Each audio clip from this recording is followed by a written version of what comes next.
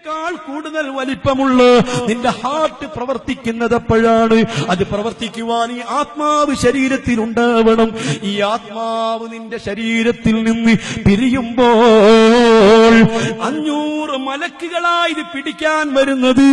250 മലക്കുകൾ കാലിന്റെ താഴ്ഭാഗത്ത് നിൽക്കുന്നു, മറ്റേ കാലിന്റെ താഴ്ഭാഗത്തും 250 മലക്കുകൾ നിൽക്കുന്നു. വളരെ സാഹസപ്പെട്ടുകൊണ്ട് അവർ പിടിക്കുന്നു. ആ പിടിക്കുന്ന സമയത്ത് ഈ ആത്മാവ് പിടിക്കപ്പെടുന്ന മനുഷ്യന് അനുഭവപ്പെടുന്നത് എന്താണെന്നറിയുമോ? ഹബീബ് റസൂലുള്ളാഹ് ഹുജ്ജത്തുൽ ഇസ്ലാം അബൂ ഹാമിദ് അൽ ഗസാലി റഹ്മത്തുള്ളാഹി അലൈഹി തങ്ങളെ വിവരിക്കുന്നത് കാണാം. മോനെ, നമ്മുടെ കൂട്ടത്തിലൊക്കെ വലിയ ധൈര്യമുള്ളവരും നല്ല ശക്തിയുള്ളവരും ഏത് പരീക്ഷണങ്ങളും തരണം ചെയ്യുന്നവരും അങ്ങനെയൊന്നും കരയാത്തവരും അങ്ങനെയൊന്നും വ്യാകുലപ്പെടാത്തവരുമുണ്ട്. പക്ഷേ ഞാൻ ചോദിക്കുന്നു, നല്ലൊരു മുള്ളാണി എടുത്തിട്ട് നിന്റെ കയ്യിന്റെ വിരലിന്റെ നഖത്തിന്റെ ഉള്ളിൽ കൂടി ഒരു ആണി അങ്ങോട്ട് മേൽപോട്ട് തറക്കുകയാണെങ്കിൽ നീ നിസ്സഹായനായിട്ട് നോക്കി നിൽക്കുമോ? നീ സമാധാനത്തോടുകൂടി അവിടെ നിൽക്കുമോ? ഇല്ല. നീ കിടന്ന് കരയൂലേ? പെടഞ്ഞ് കരയൂലേ? അല്ലാ, 2 3 ആളുകൾ നിന്റെ കയ്യും കാലുമൊക്കെ പിടിച്ചിട്ട് ആ നഖത്തിന്റെ ഉള്ളിൽ കൂടി ഒരു ആണി അങ്ങോട്ട് കയറ്റുമ്പോ നീ കൈകാലുകളിട്ടടിക്കാൻ ശ്രമിക്കും, വാവിട്ട് കരഞ്ഞു പോകും. എന്തൊരു വേദനയാണ്! ഞാൻ നിന്നോട് ചോദിക്കുന്നു, എന്താണ് ആ വേദനയ്ക്കുള്ള കാരണം? അങ്ങനെ വേദനിക്കാൻ എന്താ കാരണം? അല്ലാ, മറ്റൊന്നുമല്ല, ഒരു ഇരുമ്പിന്റെ മുള്ളാണി അങ്ങോട്ട് കയറുമ്പോൾ അത്രയും സ്ഥലത്ത് ആ സ്പേസിൽ നിന്ന് നിന്റെ ആത്മാവൊന്ന് മാറി നിൽക്കുകയാ. അത്രയും സ്ഥലത്ത് ആത്മാവൊന്ന് മാറി നിൽക്കുന്ന വേദനയാണെങ്കിൽ ഒരു മനുഷ്യൻ മരിക്കുമ്പോ അവന്റെ ശരീരത്തിന്റെ എല്ലാ രോമക്കുത്തുകളിൽ കൂടി എല്ലാ ഭാഗങ്ങളിൽ കൂടി ഇതുപോലെ താണികൾ കയറുന്നത് നീ ഒന്ന് സങ്കൽപ്പിച്ചു നോക്കൂ. നിന്റെ ചെന്നിയിലൂടെ, നിന്റെ നാവിലൂടെ, ചങ്കിലൂടെ, ഓരോ ശരീരത്തിന്റെ ഓരോ രോമക്കുത്തുകളിൽ കൂടി ഇതുപോലെ താണികൾ കയറുന്നതാ. ആ രൂപത്തിലാണ് അനുഭവപ്പെടുന്നത്. ബുദ്ധിയില്ലാത്തവൻ ചോദിച്ചേക്കാം, വസാലിമാമ് തന്നെ പറയുന്നു, ബുദ്ധിയില്ലാത്തവൻ ചോദിച്ചേക്കാം, ഒരു മനുഷ്യൻ മരിക്കുന്ന സമയത്ത് ഇത്ര വലിയ വേദന അനുഭവപ്പെടുന്നുവെങ്കിൽ അവൻ എന്തുകൊണ്ടാണ് കരയാത്തത്? അവനെന്താ വാവിട്ട് കരഞ്ഞുകൊണ്ട് കൈയും കാലും നിലത്തിട്ടടിക്കാത്തത്? വസാലിമാമിന്റെ മറുപടി, മോനെ, അതിനൊരു കാരണമുണ്ട്. ഒരാൾ നിന്റെ കയ്യിന്റെ നഖത്തിലൂടെ ആടികേറ്റുമ്പോൾ ആ ഒരു സ്ഥലത്ത് മാത്രമേ നിനക്ക് വേദനയുള്ളൂ. നിന്റെ ബാക്കി ഭാഗങ്ങളെല്ലാം ഫ്രീ ആയതുകൊണ്ട് നിനക്ക് മറ്റുള്ള സ്ഥലം കൊണ്ട് പ്രതികരിക്കാൻ കഴിയുന്നതാണ്. കൈയനക്കാൻ കഴിയും, കാലനക്കാൻ കഴിയും, ആ വാവിട്ട് കരയാൻ കഴിയും. പക്ഷേ മരിക്കുന്ന സമയത്ത് വേദനിക്കാത്ത സ്ഥലങ്ങളില്ല, വേദനയില്ലാത്ത ഭാഗങ്ങളില്ല. അതുകൊണ്ട് അനങ്ങാൻ കഴിയില്ല, കരയാൻ കഴിയില്ല.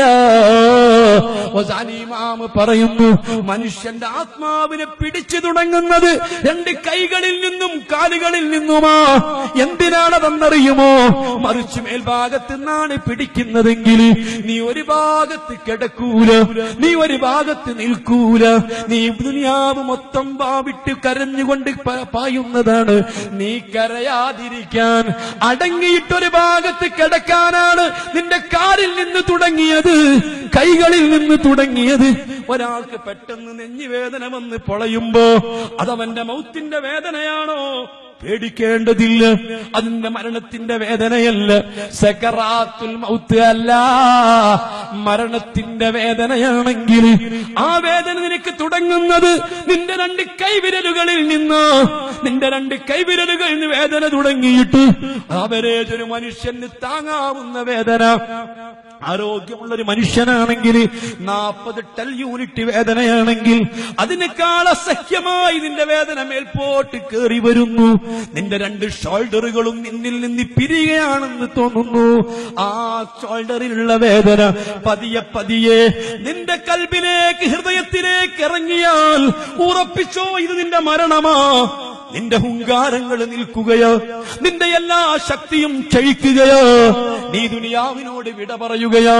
ഇല്ല ഇല്ല, ഇനി നിനക്ക് തിരിച്ചു വരവില്ല, ഇനി കുമ്പസരിക്കാൻ സമയമില്ല, ഇനി തിരുത്താൻ നിനക്ക് സമയമില്ല. നിന്റെ അഹങ്കാരങ്ങൾ നിന്നുപോയി. ഇതിന്റെ അവസാന വേർപാടിന്റെ അനർഘ നിമിഷമാ. ഉറപ്പിച്ച മോനെ, ആ മലക്ക് ആത്മാവിനെ പിടിച്ചിട്ട് ഈ മലക്കുകള് ഹൃദയത്തിൽ കൊണ്ടുപോയിട്ടങ്ങ് വെച്ചാൽ ഹൃദയത്തിൽ നീരാളിപ്പിടുത്തം പിടിക്കുന്നതാണ്. നീരാളിപ്പിടുത്തം പിടിച്ചാല് അതൊരിക്കലും അവിടുന്ന് വരൂല. അപ്പോഴാണ് ബഹുമാനപ്പെട്ട അസ്രായീൽ എന്ന മലക്ക് വന്നിട്ട് അല്ലാഹ് ഇരുമ്പിന്റെ ഒരു കൊക്ക കൊണ്ട് കൊളുത്തിയിട്ട് ആത്മാവ് ഇങ്ങനെ വായിലൂടെ വലിക്കുന്നു. അപ്പോഴേക്കും നിന്റെ വായ പൊളന്നു പോയിട്ടുണ്ട്, നാവോ പരമാവധി പുറത്തേക്ക് വന്നിട്ടുണ്ട്, കണ്ണോ മേൽപോട്ട് മറിഞ്ഞിട്ടുണ്ട്, മൂക്കോ വികസിച്ചു പോയിട്ടുണ്ട്, കൈകളോ തളർന്നു പോയിട്ടുണ്ട്, കാലുകളോ പിളർന്നു പോയിട്ടുണ്ട്. ആ നിലക്ക് നിന്റെ ആത്മാവ് വലിച്ച് വലിച്ച് ചങ്കിലെത്തുമ്പോ, അന്നനാളവും ശ്വാസനാളവും അടയുമ്പോ, അല്ലാ നീ ചക്രശ്വാസം വലിക്കുകയോ? അതാ വെള്ളമൊഴിക്കുമ്പോൾ വായിലൂടെ വെള്ളം ഒഴിക്കുമ്പോൾ ആ വെള്ളം രണ്ട് ഭാഗത്തിൽ കൂടി പുറത്തേക്കൊഴുകുകയാണ്, ഇറങ്ങൂല. അപ്പോഴാണ് ചെറിയ സ്പൂണ് കൊണ്ട് ഉറ്റിച്ചു കൊടുക്കുന്നത്. അതും ഇറങ്ങാതെ വരുമ്പോ വീണ്ടും തൊണ്ടയടയുമ്പോ മനുഷ്യന്റെ ശ്വാസനാളം എന്ന് പറയുന്നത്, അന്നനാളം എന്ന് പറയുന്നത് വളരെ നേർത്തൊരു നാളമാണ്. അതിനാൽ അത് അടഞ്ഞു പോകുമ്പോ അല്ലാഹ് ശീല കൊണ്ട് നനച്ചിട്ട് ചുണ്ടിങ്ങനെ നനച്ചു കൊടുക്കുന്നു. അങ്ങനെ ആത്മാവ് വലിക്കുന്നു. പരമാവധി നിന്റെ വായും ചങ്കും തുറന്ന് മൂക്കിന്റെ ഓട്ടകൾ വികസിച്ചിട്ട് വായിലൂടെ പുറത്തേക്കങ്ങ് വലിച്ചെടുക്കുമ്പോൾ ഒരു തേനീച്ചയുടെ വലിപ്പമുള്ള ആത്മാവ് കിടന്നിങ്ങനെ പിടയുന്നു. ഹബീബ് പഠിപ്പിക്കുന്നു, അല്ലാ അല്ലാ ആ സമയത്ത് അറുക്കപ്പെട്ട ഒട്ടകത്തിന്റെ മരളൽ പോലത്തെ മരളൽ, ആ നിലക്കാ നീ ശബ്ദം പുറപ്പെടുവിക്കുന്നതെങ്കിൽ മോനെ, നിന്റെ മരണത്തിന്റെ ലക്ഷണം നല്ല ലക്ഷണമല്ല. അല്ലാ അല്ലാ ആ സമയത്ത് നെറ്റിത്തടം വിയർത്തതാ നിനക്ക് നല്ല ലക്ഷണമാണ്. അല്ലാ കണ്ണിൽ നിന്ന് കണ്ണുനീര് പൊടിയുന്നു, നല്ല ലക്ഷണമാണ്. അല്ലാഹു നമ്മുടെ ആഖിബത്ത് നന്നാക്കി തരട്ടെ. ആ നിലക്ക് ആത്മാവങ്ങ് പുറത്തേക്ക് എടുക്കുമ്പോ നീ ഒരു മുഅ്മിനായ മനുഷ്യനാണെങ്കിൽ, മുഅ്മിനായ മനുഷ്യന്റെ വേർപാട് മാത്രമേ ഞാൻ പറയുന്നുള്ളൂ. ആ നിലക്കങ്ങി പിരിയുമ്പോ ഈ പെടഞ്ഞുകൊണ്ടിരിക്കുന്ന ആത്മാവിനെ പട്ടിൽ പൊതിയുമ്പോൾ, അല്ലാഹുവിന്റെ റഹ്മത്തിന്റെ മലക്കുകൾ വന്ന് പൊതിയുമ്പോൾ, ഈ ആത്മാവിന്റെ കൂടെ നിന്റെ ശരീരത്തിൽ നിന്ന് എടുക്കുന്ന ഒരു മെമ്മറിയുണ്ട്. നിന്റെ ജീവിതം മൊത്തം ഒപ്പിയെടുത്തൊരു മെമ്മറിയുണ്ട്. ആ മെമ്മറി ഈ ആത്മാവിന്റെ കൂടെ വെച്ചിട്ട് മലക്കുകൾ കൊണ്ടുപോവുകയാ, റബ്ബിന്റെ തിരുസവിധത്തിലേക്ക് പോവുകയാ. ഇർജിഇ ഇലാ റബ്ബികി റാദിയതൻ മർദിയാ,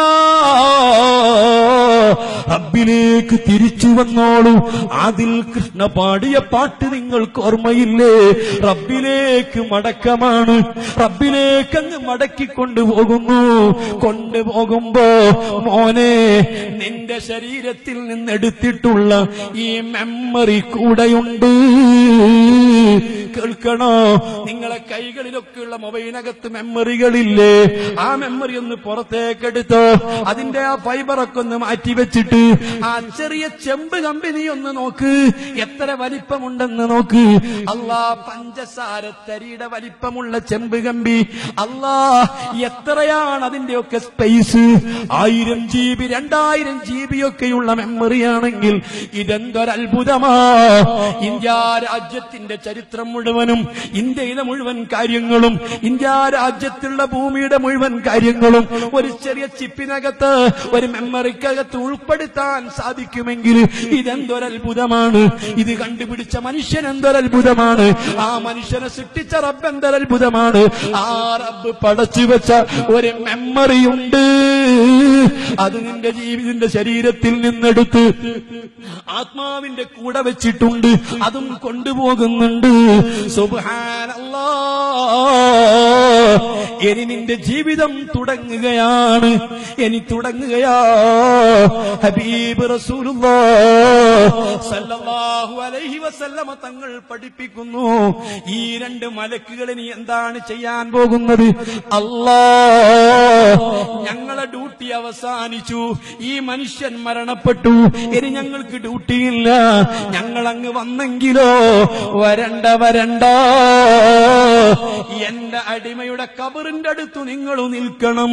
അല്ലാഹ്, ഈ റഖീബ് അതീദ് എന്ന മലക്കിതാ ഈ മനുഷ്യന്റെ ഖബറിന്റെ അടുത്ത് നിൽക്കുകയാണ്.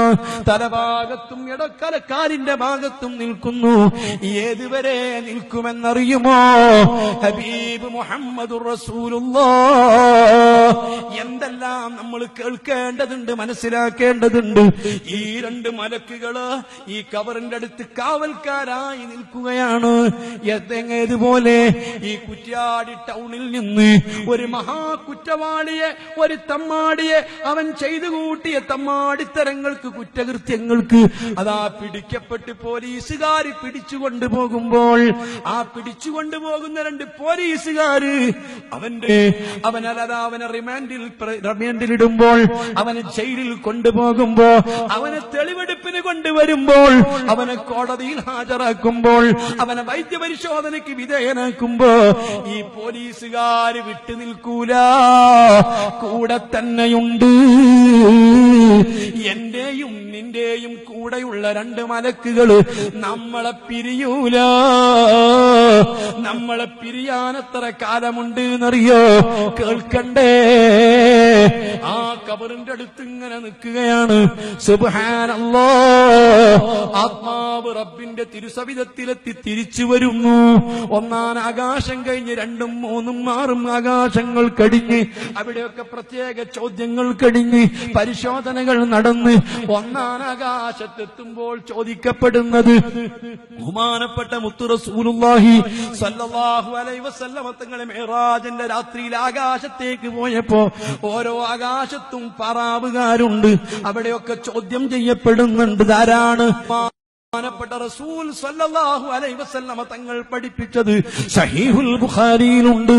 ഈ ആത്മാവുമായിട്ട് അങ്ങ് ചെല്ലുമ്പോ ഈ ഒന്നാം ആകാശത്തെ മലക്ക് ചോദിക്കുന്നു, ഇതാരാണ് എന്ന് ചോദിക്കുന്നു. ആ മലക്കിനൊരു പരിശോധനയുണ്ട്. നിന്റെ മെമ്മറിയാണ്, നിന്റെ ശരീരത്തിൽ നിന്നെടുത്തിട്ടുള്ള മെമ്മറി ഒന്ന് പരിശോധിക്കുന്നു. നിന്റെ നിസ്കാരങ്ങളല്ല, നോമ്പുകളല്ല, ധർമ്മങ്ങളല്ല, സകാത്തുകളല്ല, മറിച്ച് നിന്റെ വിശ്വാസമാ. അല്ലാഹുവിനെ സംബന്ധിച്ച്, ഖുർആനെ സംബന്ധിച്ച്, മഹ്ശറയെ സംബന്ധിച്ച്, ആഖിറത്തെ സംബന്ധിച്ച്, മുത്തുനബി സ്വല്ലല്ലാഹു അലൈഹി വസല്ലമ തങ്ങൾ പഠിപ്പിച്ച മറഞ്ഞ കാര്യങ്ങളെ സംബന്ധിച്ച് നിന്റെ വിശ്വാസങ്ങൾ പരിശോധിക്കുന്നതാണ് ഹബീബ് പഠിപ്പിച്ച രൂപത്തിൽ.